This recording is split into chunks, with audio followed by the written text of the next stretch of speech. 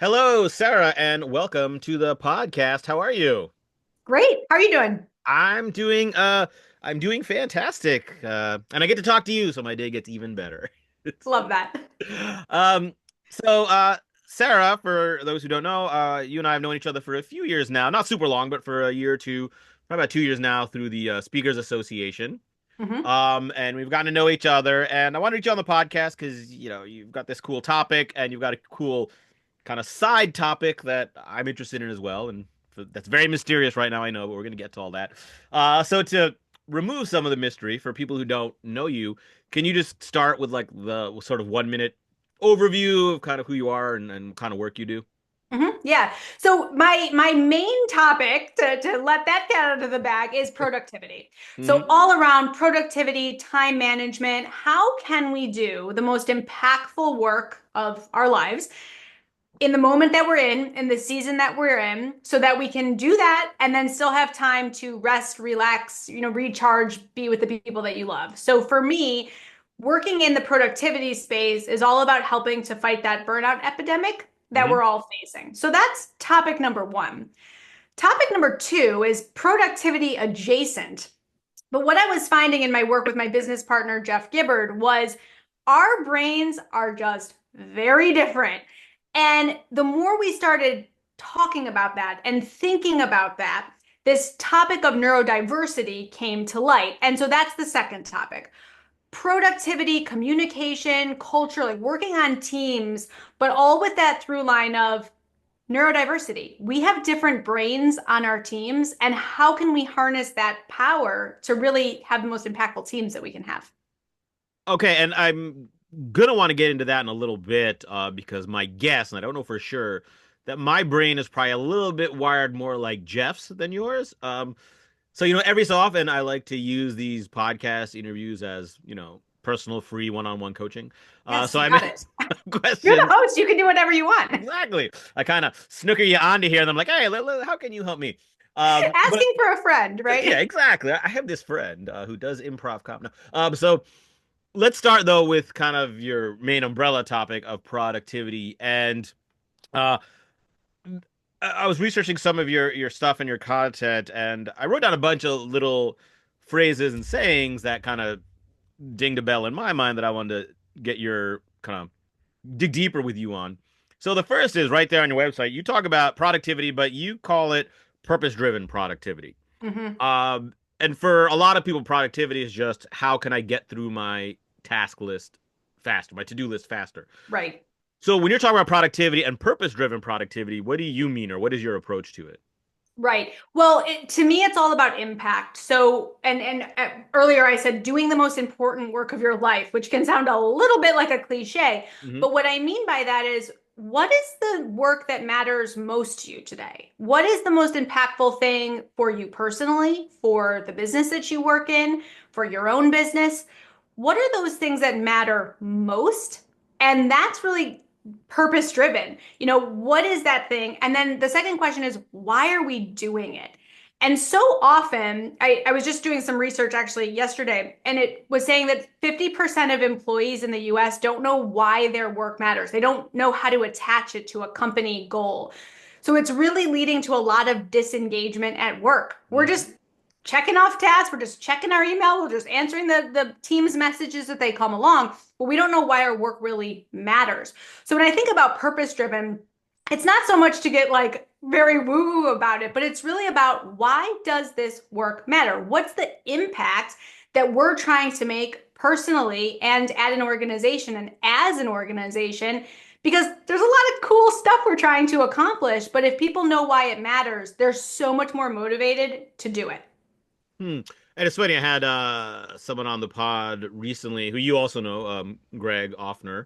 Sure. And he's got something similar he talks about as be the cause and how. So I'm hearing this common theme. Anytime I talk to someone who talks about organizational efficiency, productivity, goals, achievement, there's this sort of common thing in there about understanding the why you're doing it. And it could be the why organizationally, like how is what you're doing going to benefit the organization, but it could also be personal, like maybe I don't care that much about the why. Maybe the organization has done a good job, but I can still find meaning and purpose individually, right?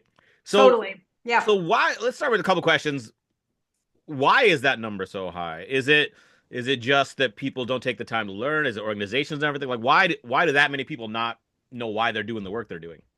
Well, one, I think we don't think about it. So I received a great compliment from a CEO, and I was working with their whole team. And he said to me, "You know what, Sarah? You gave us a gift of time to even think about this."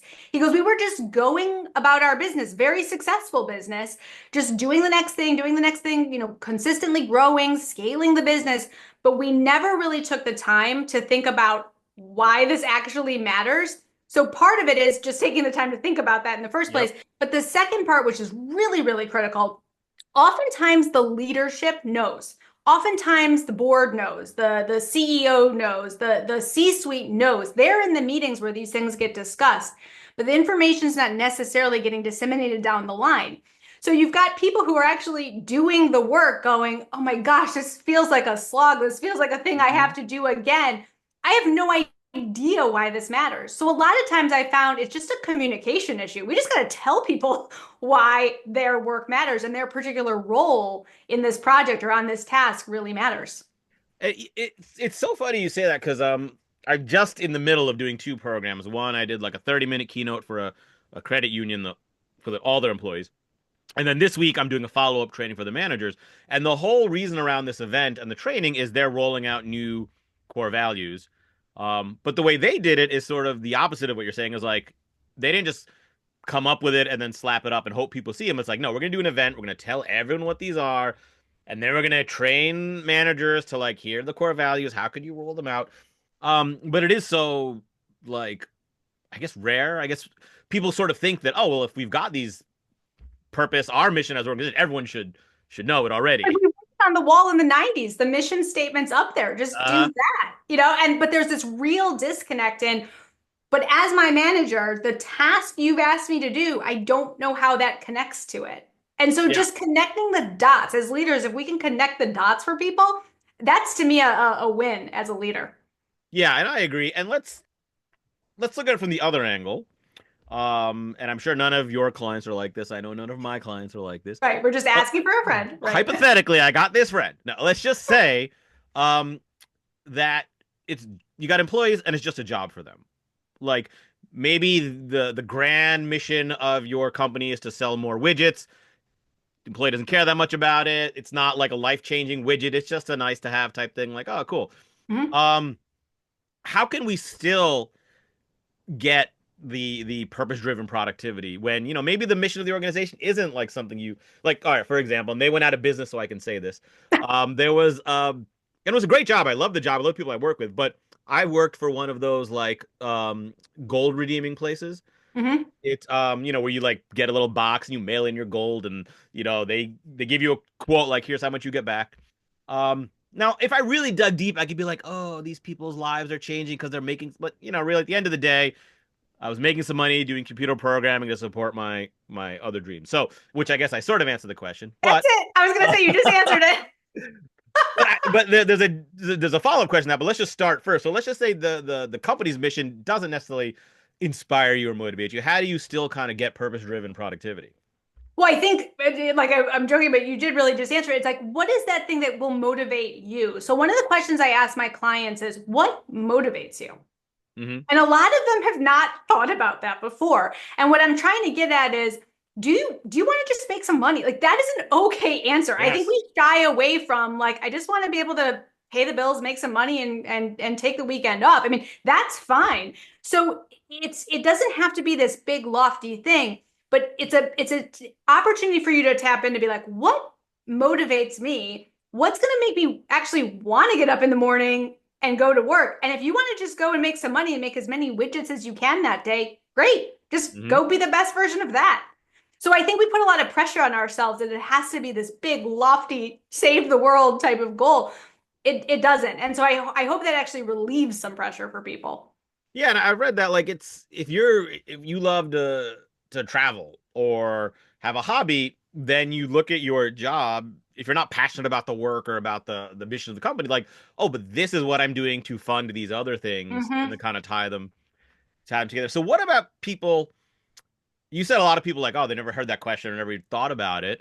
And it's weird, right? I've been in this kind of personal development life space for over 20 years. And I still am trying to figure this question out, like weirdly enough, right? And it's weird as a speaker, so many speakers get it because I've got this life mission to change this and that. I'm like, I don't know, I like doing this. And so, what is your advice for? Because I assume a lot of people, when you ask them that, are like, I don't know. So, Mhm. what is your advice? I mean, it's probably a really big question. So, just to kind of get them started, what's your advice to help people start answering that question? Well, one of the things I'm looking at is, and it's very specific, is what is the thing that makes you actually do the work? So let's say you've got task A, B, and C, sitting on your desk, sitting on your computer, staring at you. How do you decide which one to do? So Okay. for some people, it's the one that I told someone I was going to do. So I am very motivated by not I don't want to let anybody else down. Yep. One of it could be, if I put a piece of paper on my desk with a thing written on it, I will do it because I hate clutter. And that's going to motivate me. Or I hate when my email has unread messages. So that's going to be the thing. So I Mhm. start with a very, very basic level with people of just what's going to make you actually pull the trigger on doing that thing because it's really different for everybody. Interesting. And so, let's just say, hypothetically, you got a friend out there who is so as soon as you said I'm like, oh yeah, that's me. Who is very motivated by external response. Like I am incredibly lazy. I procrastinate a whole lot, but I almost never miss a deadline because for me, if Right. someone else is waiting for something, I'm good. That's why I was a really good employee, because I would always get the stuff done because Mhm. boss wanted it. So let's say I figured out that's the first thing I do. So what's the next step? All right, this is me. That's what I get attacked first. What's kind of the next step once you figure out what your first task is? Yeah. So then we design your system, really your productivity system around that. So that means if you're the person that you need to be held accountable, then we need to get you an accountability partner, or we need to make sure that you're accountable to someone for those deadlines. So if you work for someone, that can be a boss, that can be a manager. If it's somebody else, finding a friend. If you're an entrepreneur, certainly accountability partners are really helpful in our space as well. If it's someone who loves to see the paper. They want the paper on their desk and they want to Yep. rip the paper at the end of the day because they finished those tasks. Then let's design it around that. If you want to use a digital tool and you love to check the box off the digital tool, Jeff and I use Asana and a unicorn flies Sure. across the Oh, screen when you complete a task. Like, lovely, have that moment. So it's kind of backing it in because what I find is people come to me and they say, "What's the best productivity app? What's the yep. best tool? What's the best planner? What's the best thing that I can be doing?" I don't know the answer to that for you because it has to be really specific for you and what's going to actually motivate you to take an action. And I really love and appreciate your talking about this. I do feel that way. I mean, because I've had issues with procrastination and discipline and self-discipline things, I've read like not every, I've read a lot of productivity books and goal setting books and things like that. Mhm. And so many of them do take the approach of here's what you do. You start your Yes, day, you eat the frog first thing in the morning because that's what you got to do, or line your items up and put it in your calendar to make sure you get it done. And it's just so many like so like rigid. rigid. Yes, that's the word. Yeah. Um, and I love that your approach because I talk about this a little bit with improv. It's about figuring out like who you are. I call it saying yes and to yourself, and what are your strengths and what drives you. And I I very much appreciate your doing that. So how do you if you so you're gonna go work with let's say a team of people? I think Mhm. that's it's probably easy to help someone do that if it's one on one, right? Because you can really dig in. But if you're working with a Yeah. team, which I know you do a lot of like training and workshops and speaking, how do you kind of help them do that in a group environment? Well, I love when I can do a longer workshop with a team because we can actually go in there and like I referenced that CEO that said, you gave us the gift of time to actually think about this. Hmm. Because a lot of people don't take even 20 minutes to think about how do I want to see my tasks? Like literally on the computer or on a piece of paper. How do I want to see tasks? How does that trigger my brain to prioritize those same tasks?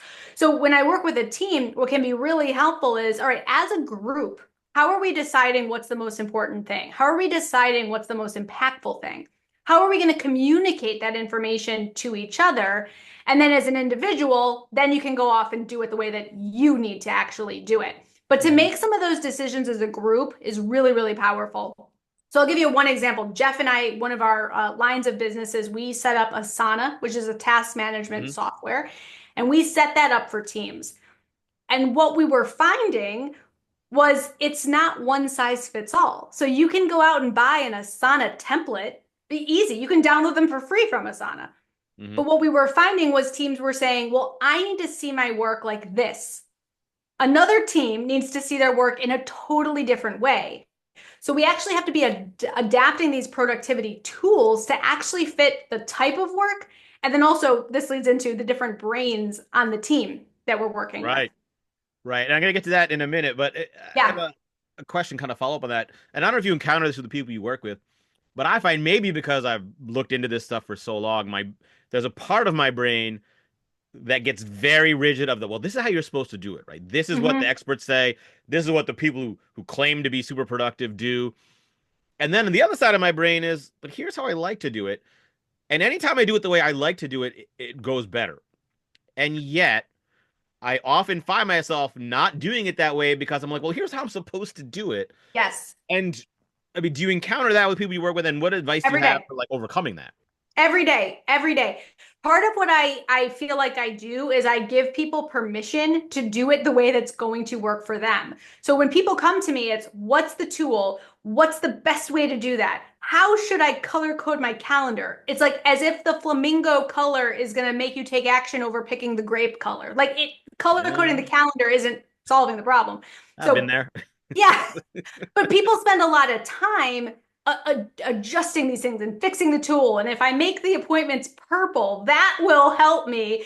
But it's really not the tool. It's about what's that internal motivation, back to Yep. knowing that why it matters, and then knowing what's actually going to work for you. Now, I've found that my role is often to give people permission to help them design the system. We still need a system, we still need a process, we still need a good way to do this, but let's design it in a way that actually works for you, the reality of your role, the expectations that your employer has for this role, and how your brain actually works. Like that's going to be successful for you. Yeah, I love that. I assume it's a process too. It's like trial and error. Like, here's what I Mhm. think is going to work for me. And it's amazing how people go into that like trial and error approach and then immediately get rigid again. Like, well, I'm going to try this Yes. new method. And then they just stick with that new method even when it's not working. Right, right. And it's when you fall off the wagon essentially with some of these really strict and rigid processes and ways to do things, I find that people get very deflated. It's almost like, we're going on a diet, and if we eat one French fry, we think, well, we might as well eat the whole chocolate cake. It's like, no, one French fry would have been fine. Yeah, Like you it's didn't so have to funny because finish this the is you fries are and eat the talking, cake. you are describing exactly me in this moment because like many people, I get fired up for the new year and Yeah, I figured out here's what I need to do and not without getting to, and this might tie into the neurodiversity piece later, as I really figured I have a brain issue when it comes to dopamine and the quick dopamine hits. And so I said at the totally. beginning of this year, I'm going to like control my dopamine, which means in the morning I don't check email, I don't get on any social media until I've. And the first like 2 weeks of the year, 2 or 3 weeks were great. And then life happened. And then I started to get disrupted because there was snow days. And then for about 3 straight weeks, someone was in my house was sick or not. And in those moments, my discipline went down and I did a lot of surfing. And I would just feel terrible at the end of the day and wouldn't get stuff done. Yeah. And I felt that exact deflated feeling you're talking about, where, and I know in the past I would have been just eventually gone back to my old baseline. Um, and this year I'm now just today is like the first day literally where I haven't checked any social media today. And it is hard. It's just remembering that it's like an experiment, it's a process. Hmm. Um, Giving yourself some grace to be like, it's okay if I checked social media for 5 minutes, I can still get myself back on track. Like in right. the next 5 minutes, I could do something more productive. And so what I have found with these intense like solutions and gurus that have these massive processes for people, it's just some of them work, and for some people they work beautifully. Hmm. But I have found that there are people that just need a little more gray area with it to make it actually work for them. And it all comes back to in real life, right? Like Yes. I mentioned to you when we hopped on, my dog got sprayed by a skunk last night, right? So I had a plan for today. And now we're at the groomers and the vet and buying skunk off at the pet store this morning. So I think so often we let those moments, those fires that happen, those things that pop up serve as almost permission for us to go do some other bad behaviors. Oh But in yeah, a hundred reality, percent. we can reset. I'm like, I can still have a productive afternoon. The dog's at the groomers. It'll be fine. Like I have a headache. My house smells, but I can still have a productive afternoon. Right. It is kind of like when you're like, oh, I ate like 5 Doritos. Yeah, Well, I've blown it, so I may as well eat the whole bag. It's exactly. like, yeah, Exactly. I And get so that. that's what I try to help people do. Like, let's design something that works for real life, that works for the role you're in. And if you fall off the wagon and you misstep a little bit, it's completely fine because with the next decision, you can get right back on track. And I would think that this is where taking that time and space up front to identify your purpose and identify what is important matters. Because then when you do sort of fall off, instead of then being like, all right, let me get back on track and not being sure where to go and having this random task, okay, well, let me recenter and be like, all right, here's what I'm focused on. Let me get Yeah. back to that thing. Yeah. And Yeah. And the other thing I'll add with that that's really critical is the season that you're in right now. So you might say, okay, we're going to work on this sprint of a project we're going into spring. We're going to work on that for the spring. That's going to be mhm. the season that I'm in. That's going to be my main focus. That's going to be my main why. You could even have two or three. But then in the summer, when that's finished, I'm going to switch and focus into something else for that season. So I also think people are very strict around like, well, for the rest of time, like I'm never going Yes. to eat Doritos again for the rest of time. I'm never having gluten again. Like, not probably you will. Like All right. Well, let's shift back into some free coaching for Avish here, sure. because well, you were again describing me because every book about achieving anything, any program on anything is always talking about consistency. It's Yes. like Yes. Yes. write an hour a day, make sure you do this every, and so, but I probably because some of the neurodiversity and this and that, I'm more of a wind sprinter. Like I can go all in on something for like 2 to 6 weeks Mm-hmm. and then I taper off. Yeah.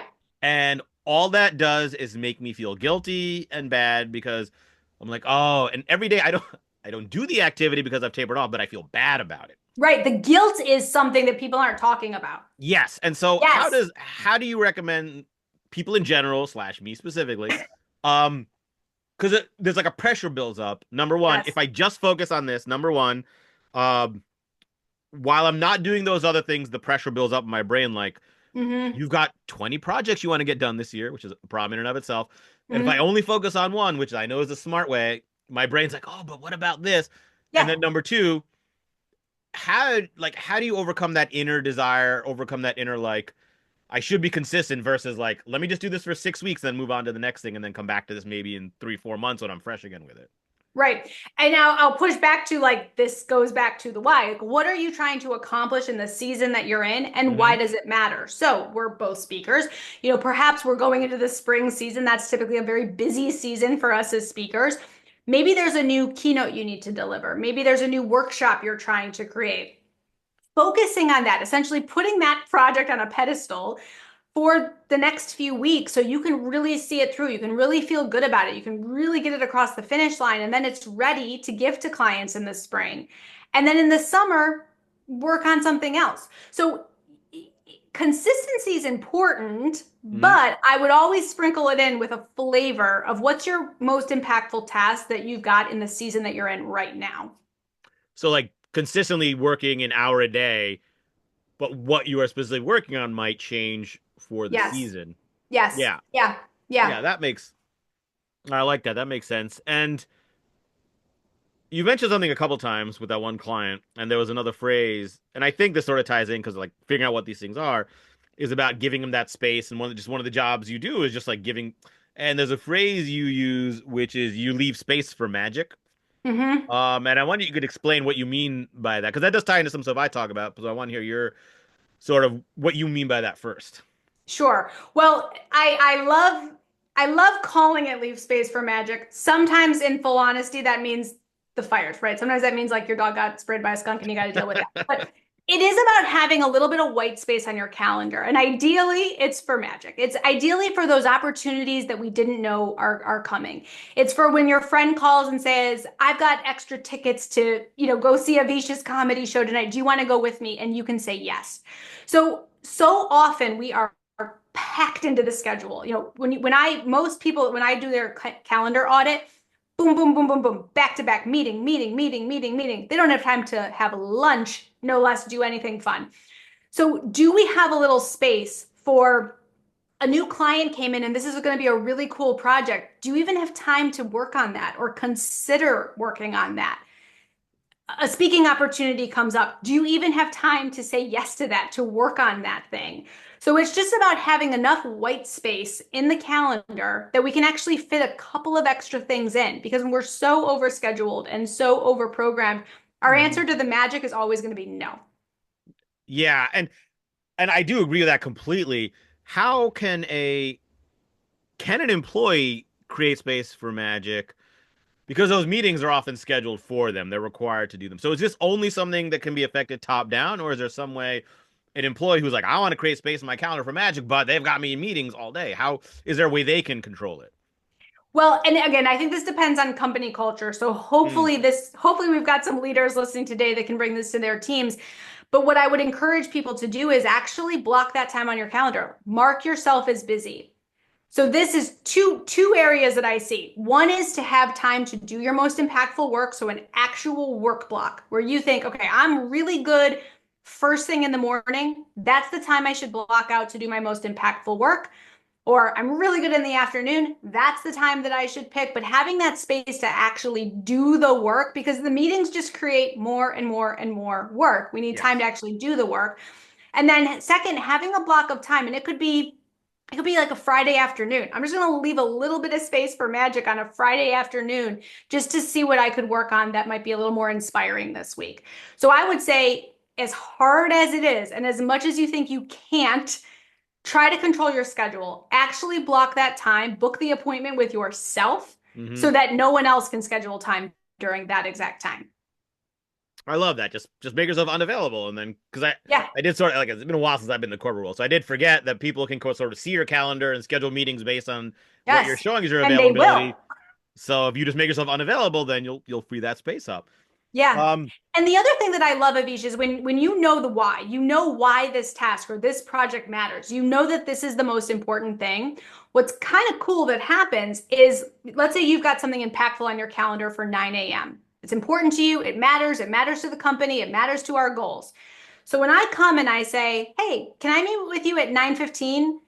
You now have this really helpful metric that says, yeah, Sarah, that is more important. That is more impactful than the thing that I was going to do, or it's not. Can we talk at 11 o'clock instead? And it doesn't make you a bad person. It doesn't make you mean. You're just saying, I'm just doing this, kind of like scale of my priorities right now. And it's a real way to help you make a very quick judgment call. and what I find so interesting about that is there's this weird like, and it's probably worse for me as we talk about like the because my motivation is like pleasing people. Mhm. But what's weird is you feel almost hesitant just to simply ask or to push back because I got happening all the time. Someone's like, "Oh, can we do this meeting at 1 o'clock next Wednesday?" And I'm looking at them like, I was gonna do this that day, but I'm like, "Oh, this client wants let's." It's amazing how simple it is. If you're just like they just probably arbitrarily threw that time out there, and if you're just like Yes, that doesn't work great for me, can we do 2 o'clock instead? 90% of the time they're like, "Oh yeah, sure." But we have exactly. this internal monologue dialogue going. We're like, "Oh, they're gonna think less of me if I'm not available when they want." Right. Yeah. Yeah. And I think again, when you know that on your calendar you were going to work on project A, it really helps you to say, oh my gosh, yeah, forget project A. This new thing we've got space for magic. This thing's really cool. I want to do that instead. Or no, project A is still the most important thing I'm going to work on today. You can't have that time slot. You can have another one. So along those lines, how do you balance or how do you find help your clients balance the short term versus long term, right? This is sort of the Eisenhower important urgent thing. Yep.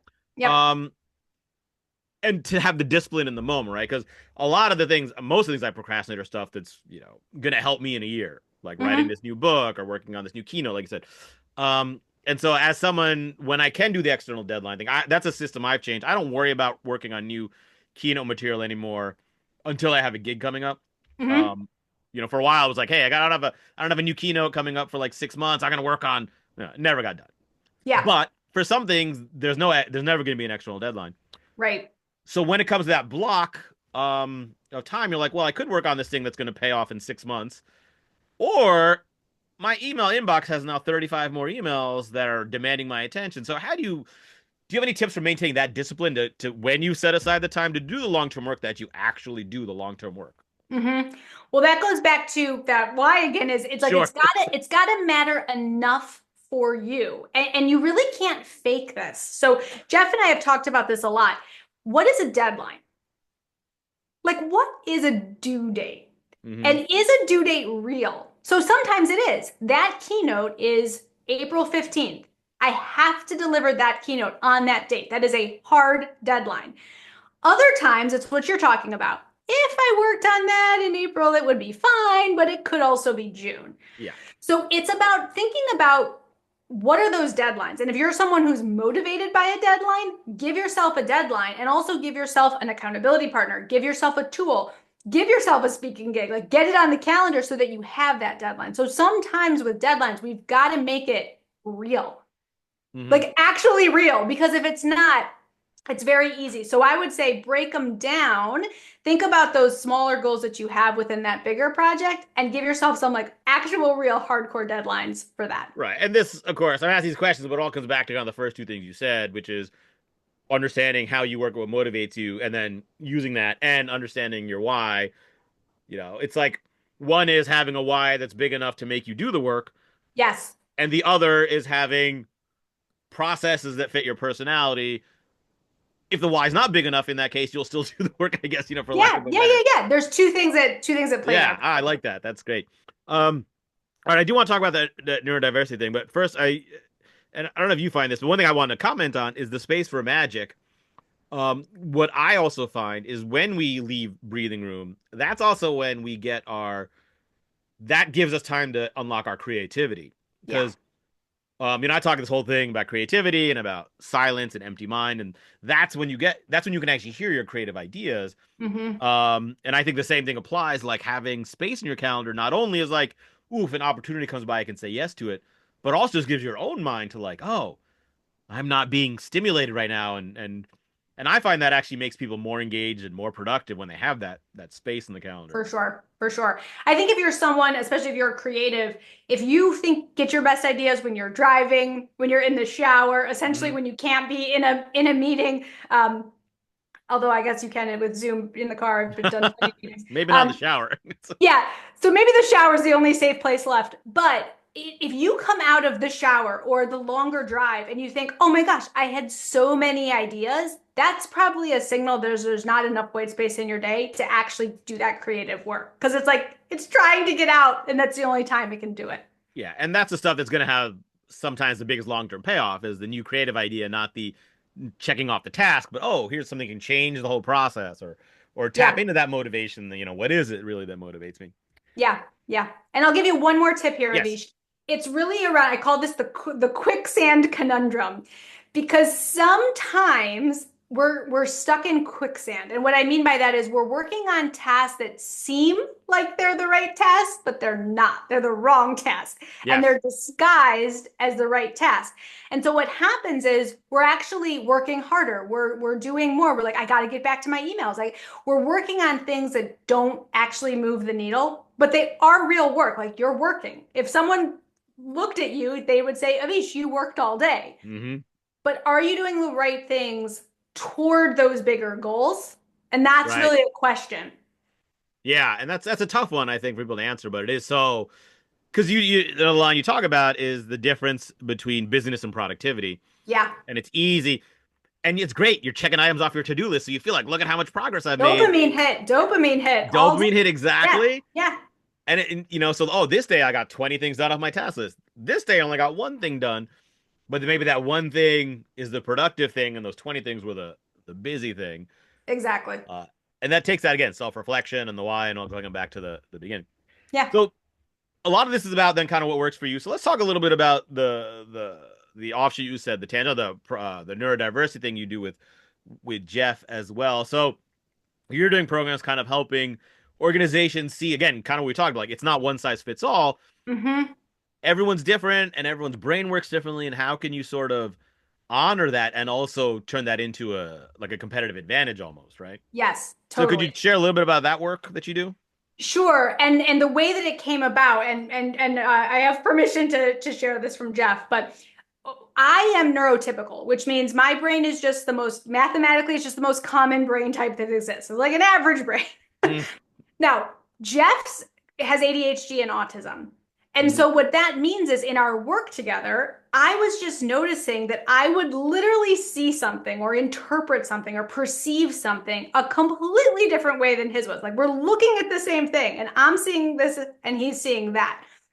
And so over time, I just started asking, we just started talking about it. And I was like, how does this show up for you? How do you think about this? How does this work? Like, why do you manage your tests that way when I manage them a different way? Mhm. And so we just really opened up this conversation. And what we realized was that this is actually our strength. We're bringing two completely different perspectives. We're thinking about it from totally different angles. So when we're designing a productivity tool for a client, oh my gosh, this is our competitive advantage. Mhm. So we started talking about it with clients. In sales meetings, we started sharing it. And people on the calls were going, oh my gosh, I'm resonating so much with Jeff. Oh my gosh, I'm resonating so much with Sarah. Multiple people on the same call. Yeah. And so they were then coming back to us and saying, we're picking you out of all the other vendors we could have picked because of this, because you're recognizing that there's different brains on our team. And you don't need a diagnosis to know that there are just different brains on your team. And so I think that's the cool part. We're not saying, hey, please raise your hand if you have autism. No, we're not Right. saying that. We're saying, just as a leader, when you're struggling with someone, when you're thinking, I just wish Avish could do it the way that I want him to do it or Yeah. see it the way that I see it, instead of just pounding and saying, see it the way that I see it, do it the way that I need you to do it the way I want you to do it, asking the question of, how does this work for you? How does this look for you? How are you seeing this information? And realizing that your brain is different than mine, it changes everything. Everything. Yeah, it's interesting because with my whole topic is saying yes and instead of yes but, and to me this is one of the it's exactly that type of thing. It's like the yeah but do it my way Mm-hmm. versus the yes and let me dig deeper and kind of learn how you do it. And it's so weird because I think if you ask anyone on the planet, does everyone think differently? Does everyone work differently? They'd all be like, yeah. Yeah. But when it comes to like work and how I want to get things done, that whole understanding and the empathy and the compassion goes out the window. Out the window. And it's like, this is the way to do it because this is the way I've done it. I've had success with it. And that creates friction. That creates the burnout, right? That creates also busyness, right? Because forcing someone to operate in a manner not aligned with their nature, Mm-hmm. they're going to be less productive Right. and more stressed. So how do you break through that with the managers? Because some of them Well, are like, well, one, here's the way I've always done it. yeah. Well, one is just awareness. I mean, this topic it's obviously been around for since brains came to be, really. Yeah, But it's so new in terms of what we know about it and the research that's coming out about it. So this topic of neurodiversity, I would say 50% of people we talk to are still saying, oh, cool. Do you mind telling me what neurodiversity is? So if that's you today, I mean, don't feel bad. This is still a new thing that people are learning about. So for Jeff and I, our first mission is just raise awareness. Let's yeah, just raise awareness that every brain on your team is different. And 20% of the brains on your team are neurodivergent, meaning they have autism, ADHD, OCD, some kind of neurodivergent condition. yeah. 20%.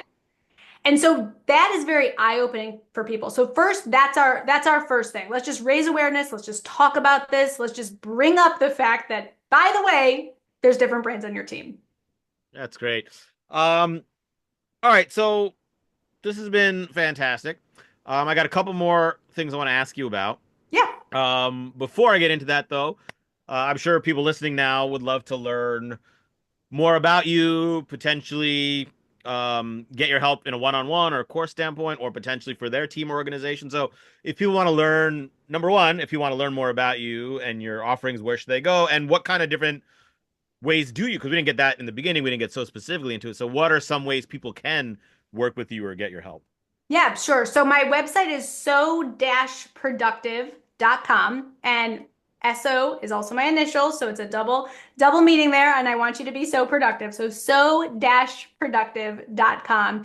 My favorite thing to do with people, and I call this a sync up with Sarah, is just book time with me. Let's just chat. It's not a sales call. I'm not going to sell you anything, I promise. It's Hmm. just a time for us to chat and get to know you. Sometimes that does lead to, coaching is certainly an option. We do one-on-one coaching. We have a digital course.